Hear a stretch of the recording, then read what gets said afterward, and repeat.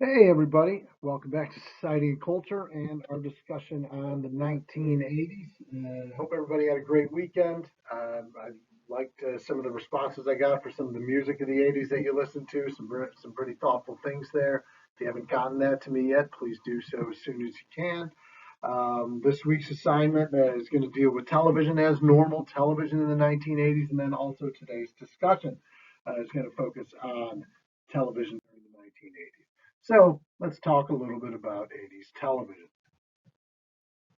All right, so the 1980s represent a really interesting and diverse decade for television growth. And I'm talking about growth on several different levels. Obviously, most notably, you have growth with the proliferation of cable networks during the 1980s. I remember the cable boxes in the 80s. In the early 80s, now we have the remotes and things like that. The cable boxes back then were these little black things, and they had a dial on them, and then you would just turn them to get to the channel that you wanted to get to, and you didn't even necessarily have a remote control for it. More, they weren't particularly commonplace during that time, so that's kind of interesting. Um, but you had a lot of channels and a lot of options during the 1980s. I remember, ESPN, MTV, CNN News comes around during the 80s. I remember the Disney Channel when I was a kid, and other ones like that. Not nearly the number of cable channel options we have today, but that's one thing. Um, you've also got a lot of diversity in terms of the types of shows that are being presented in the 1980s, as I'll get into here in a little bit. So we see growth of television. We see a lot of adherence to uh, shows that promote ideas of family values, while at the same time we see a lot of gritty realism and things like that in shows that we hadn't really seen before. That's something else I'll get into a little bit. Again, in network television, meaning the big three, uh, ABC, NBC, CBS, we see the mood of the 1980s, the Reagan 1980s, really reflected in the concepts of family values and things like that, where you see the situation comedy, where you see sitcoms become a lot safer. Now, we watched sitcoms from the 70s, things like All in the Family, uh, Mary Tyler Moore, shows like that really that really pushed the envelope a little bit in terms of what was acceptable, uh, and they didn't necessarily reinforce a lot of positive things. We see television move back. Excuse me. We see television move back in the 1980s towards really kind of reinvigorating family-oriented programming and family values, where there's a lesson to be learned in each episode, where the family unit is together and everybody gets along and everybody loves each other. That's commonplace. So it looks a lot like the television programming in the 1950s. It's a lot more like the Donna Reed show than it is like All in the Family, for instance. Um, One thing that's different, though, you notice when we watch like the Donna Reed show, I Love Lucy, things like that from the 50s and then into the 1960s, those shows um, are really centered around the parents of the program. They're the main characters. But we see a lot of the 80s shows do, uh, even though they're centered on the family, there's a lot more storylines and stories that really center around one of the children or the children as a whole. We also don't see the children that are all young. You see them in a wide variety of ages. You might have a family that's got three or four kids, like on the Cosby Show, where you've got a college age children, high school age children, and then younger kids. It's meant to appeal to a lot of different types of families as well, because different families have children that are at different stages or ages in their growth. Now, like I mentioned before, TV dramas during the 1980s are also very different. They're grittier and very sensationalized in a lot of ways, a lot more so than we had seen in the past. Where TV standards certainly have limitations about what's allowed, we see TV dramas during the 1980s um, really kind of push the envelope for what's acceptable. Obviously, there were shows where, if there's a drug bust, there would be like, piles of white powder or lines of cocaine or stuff that were, kind of laying around in this wherever this drug bust or something was taking place. So, these are standards that in prior times wouldn't have been allowed. But again, you're sensationalizing stories and getting a more gritty realism to things like police shows and stuff of that nature. Seeing characters get killed, even popular characters that are main parts of a storyline.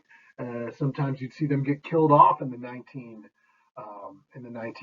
which was which was something that people, that TV producers were afraid of in times before the 80s, because you don't want to kill off a major character because, gosh, then what, what's gonna happen to the show. The best example of this, would be Mark Harmon. If you watch NCIS, he's Agent Gibbs on NCIS, and he was a pretty well-known actor in the 1980s.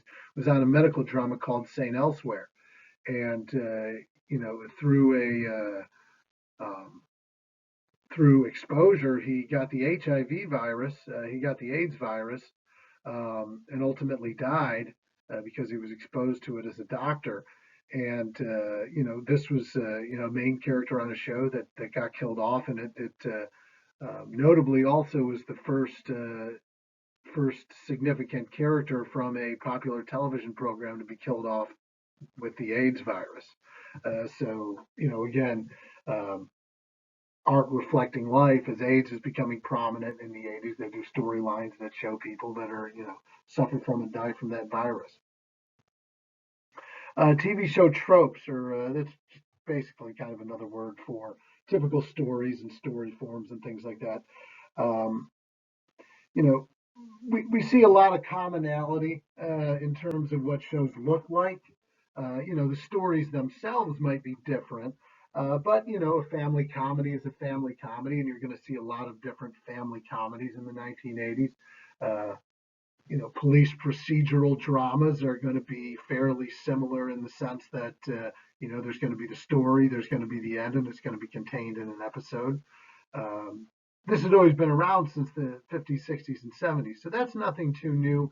We see a little bit of change here or there in different areas, but nothing of great significance. All right, so here's just some images of some popular shows from the 80s. Your TV action drama heroes right here, like Magnum PI, Knight Rider, The A Team. Cheers was a really popular, more adult-oriented comedy from the 80s. He-Man was a popular kids cartoon. DuckTales is an example of another one of my favorite cartoons as a kid. I love this show, and He-Man too. It was pretty sweet. You had these big decadent lifestyle dramas like Dynasty and Dallas and others that were really popular in the 1980s. More on that later. Um, Cop shows that were really stylistic, like Miami Vice. Moonlighting was another popular show, helped launch the career of Bruce Willis.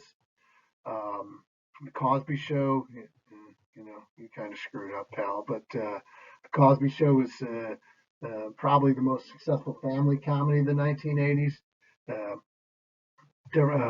Three's Company was a kind of a popular young adult comedy in the 1980s and late 70s, and ultimately would help inspire a lot of the shows that were popular in the 1990s, like Friends and shows like that feature younger unmarried characters.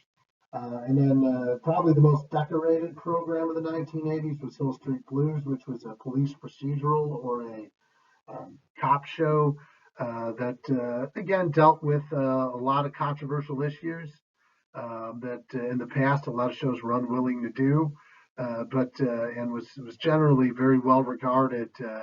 Probably the most critically acclaimed show of the 1980s. All right, so one of the things, of course, and we've talked about this before, cable TV is going to be a big force during the 1980s. The most notable networks include MTV, CNN, and ESPN. Uh, MTV, of course, through music videos, you saw some of that gains viewership geared at younger folks like teenagers and young adults. CNN becomes our first 24-hour news network. gains a lot of prominence with some of the big stories of the 80s and their ability to cover them in greater detail than network news could. And of course, ESPN. What really helps ESPN emerge as a real force in sports is their coverage of college basketball in the early 1980s. College basketball on the heels of Magic Johnson and Larry Bird rivalry in the late 70s in college becomes really a big business for people, and it gains a lot of enthusiasm and interest in the 1980s. And ESPN really capitalizes on it because they broadcast more. Since it's a sports network, they're able to broadcast more basketball, college basketball games than anybody else, particularly in the Big East Conference, which throughout the 1980s, the Big East Conference was without question the best conference in college basketball, with teams like Villanova, Georgetown, Syracuse, St. John's, Seton Hall. All those schools were really, really successful during the 1980s. We also see premium networks. Obviously, HBO debuted as a premium network in the 1970s, but by the 1980s, we get networks like Cinemax and Showtime that really compete with HBO for viewership and subscriptions. We see them become more prominent in their ability to kind of show newer films that have just been released to, are no longer in the theaters and are in that process. So, they get rights to different movies, and people can watch those networks without the same restrictions that exist on what you'd see on network television. So that makes it a really popular option, as well as pay-per-view sports or sports programming on some of these premium networks become pretty substantial. All right. So television since the 1950s have been dominated by the big three, ABC, NBC, and CBS. But in the mid-1980s, in 1986, we get the debut of the Fox network, turning the big three now into the big four. So Fox was a little bit different. They knew that if they were going to be successful, they needed to be different than the other three options, different than ABC, NBC, and CBS. So we saw the programming on the Fox network would be a lot edgier, would appeal to a younger audience, folks in their 20s, folks in their late teens, and this sort of programming would have things on it that you might not find on one of the other big three networks. And this is what at first gives Fox kind of a niche audience, but that audience is going to develop and grow over time. Some of the early programs that again kind of pushed certain boundaries or were different were shows like Married with Children, which was a more adult-oriented family comedy, if that makes sense. If you've ever seen Married with Children, the comedy is very crude. The typical family sitcoms of the 1980s featured families that were upper middle class, pretty financially stable. Married with Children, the main star, Al Bundy, is a shoe salesman. His family's got lots of problems. His children are very bimbo-ish and not smart. The mom or the wife is the same way. So it paints a different picture of the American family in the 1980s. Obviously, The Simpsons, which is still around today, it's kind of the first what they call adult cartoon series. And The Simpsons is certainly full of satire and things of that nature. But The Simpsons debuts more than 30 years ago in 1989, and quickly gains a following, kind of along the lines of Married with Children, where they don't reinforce family values as much, where you have Homer strangling Bart all the time. The children can be rude, or particularly Bart can be rude to other adults. These aren't ideas that were reinforced very often in the family value-centric nature of the 1980s and early 90s, which makes The Simpsons popular. And then, of course, it spawns other adult cartoons like South Park, Family Guy, and others. And Living Color was kind of like the Fox version of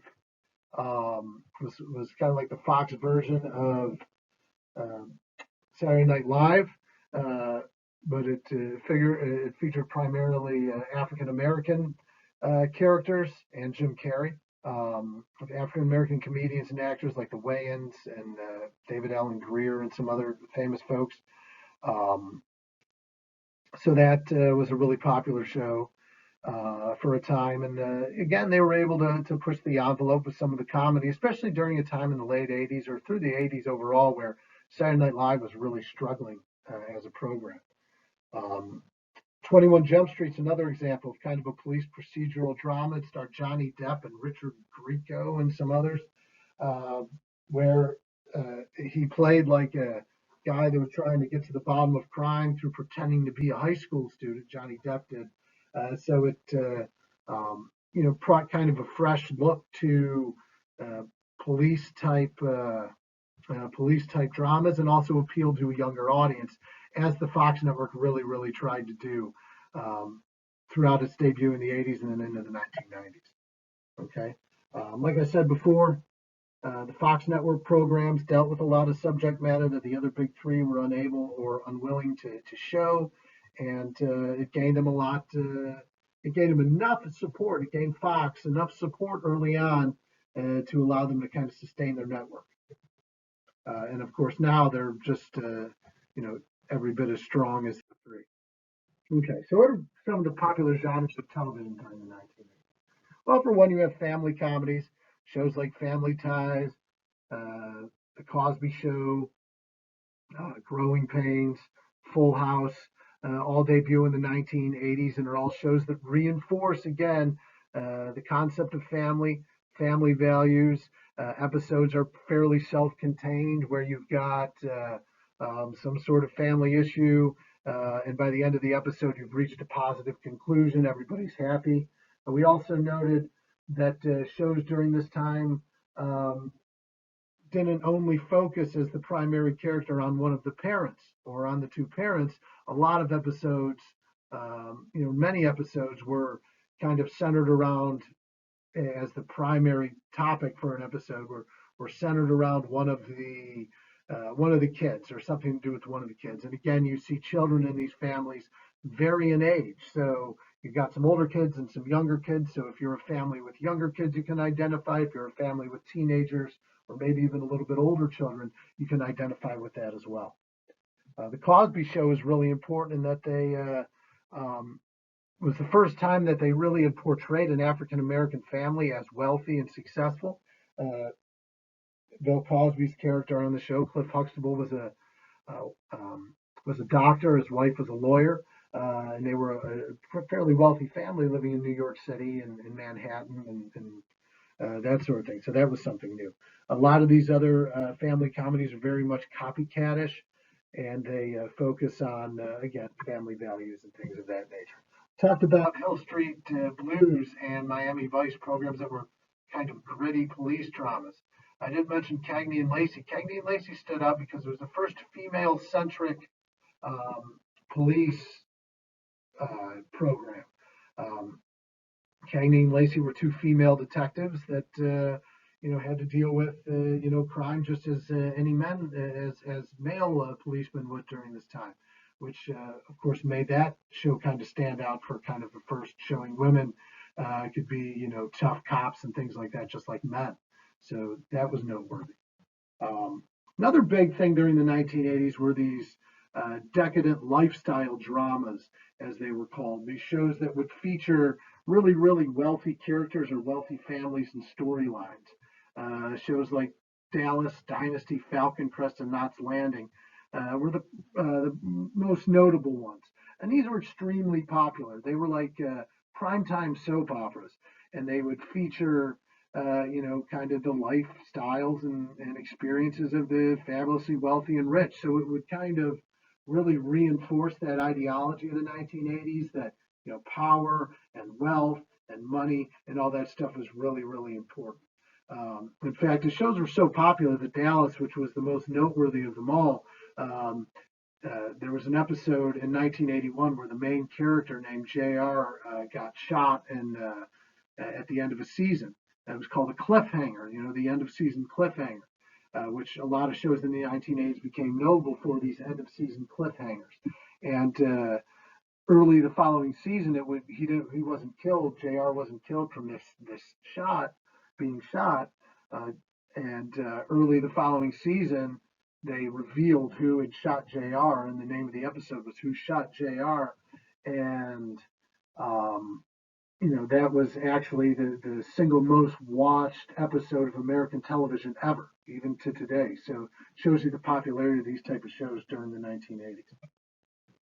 We see adult-oriented comedies also are quite popular during the 1980s. MASH, which also its final episode was one of the most watched programs ever. Cheers was extremely popular in the 80s, and kind of more intelligent-based uh, comedies and programs like Newhart were also quite popular during the 80s.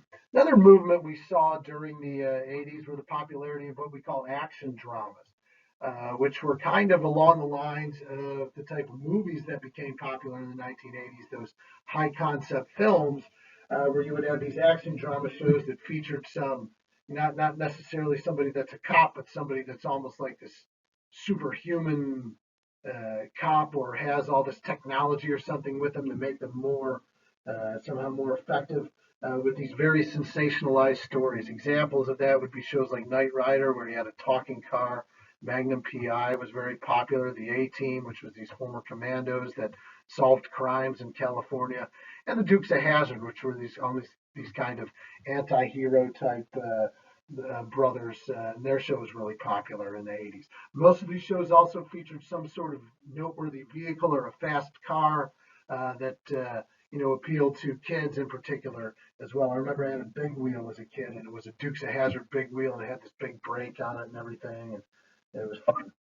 Other influential shows that were popular during the 80s included programs like Moonlighting, St. Elsewhere, which I mentioned before. That was the first show that ever had a major character, a significant character that was killed off from the AIDS virus. And LA Law was another example. LA Law, St. Elsewhere, and Hill Street Blues were all made by the same producers. One of them was a legal drama, one of them was a medical drama, and then, of course, Hill Street Blues was a police drama. Other influential shows in the 1980s, in terms of if you're going back to family comedies of a different style, were shows like Married with Children and Roseanne. Married with Children and Roseanne featured families that were more working class and poorer families and the difficulty that they dealt with. Unlike the typical family comedies of the 1980s, where they're a little bit more stable financially. All right, so a few other trends in television before we finish up here. One of the things that were really popular during the 1980s were after-school specials. After-school specials were programs that were geared towards teens that would show in the late afternoons, and they would be kind of these short movies, almost like a Hallmark movie or something like that, but they dealt with some sort of socially relevant or controversial topic of the time, with characters that kind of centered around, school-age kids, typically teenagers. So those were common. TV miniseries were very popular in the 1980s. In the 1970s, the Roots miniseries was the most watched miniseries ever. So you had other popular miniseries debut in the 1980s, like The Thornbirds, The Day After, which shows what would happen after a nuclear attack, and then V, which was one about an alien invasion. So these were extremely popular during the 1980s. Another thing that you would see in the 1980s, very commonplace, were very special episodes of different programs. This would typically be in a family comedy, and it would deal with some hot button issue of the day, be it racism, drug abuse, something of that nature. They would also advertise it as a very special episode in a commercial that, this Friday on Family Ties, uh, stresses cause Alex to start abusing drugs or something like that. Examples of some of these would be there was a famous episode of The Golden Girls, where Rose, played by Betty White, if you've ever watched The Golden Girls, had gallbladder surgery, and then they thought she may have been exposed to the AIDS virus, right? So she almost got AIDS from that. There was an episode of, if you've ever watched Saved by the Bell from the 80s, there was in early 90s, there was a very special episode where Jesse got hooked on caffeine pills. Um, other shows deal with racism and things like that. So we're trying to use a platform to get out some of these concerns, these social concerns, in a way that you can wrap the story up in about a half hour. We also see the peak of cartoons in the 1980s. Cartoons in the 1980s is very interesting. There are all kinds of cartoons in the 80s, and of course, I grew up watching 80s cartoons. Um, the whole concept behind the cartoons of the 1980s was they were created really to sell the toys that went along with the cartoon.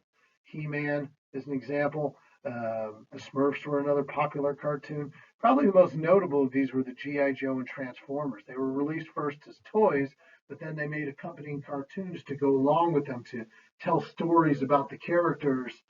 So people would be more prone to buy the different toys because they feel a special connection with the characters that are being presented because they watch the cartoon as well. These were great shows. They really trumpeted American patriotism, and they were really, really popular. So again, I know this one went on for long a little bit, but anyway, we'll talk about this stuff a little bit this week. I'll send you this afternoon and your assignment, your television assignment for this week. Anyway, everybody, thanks for listening to this one, and I will talk to you later.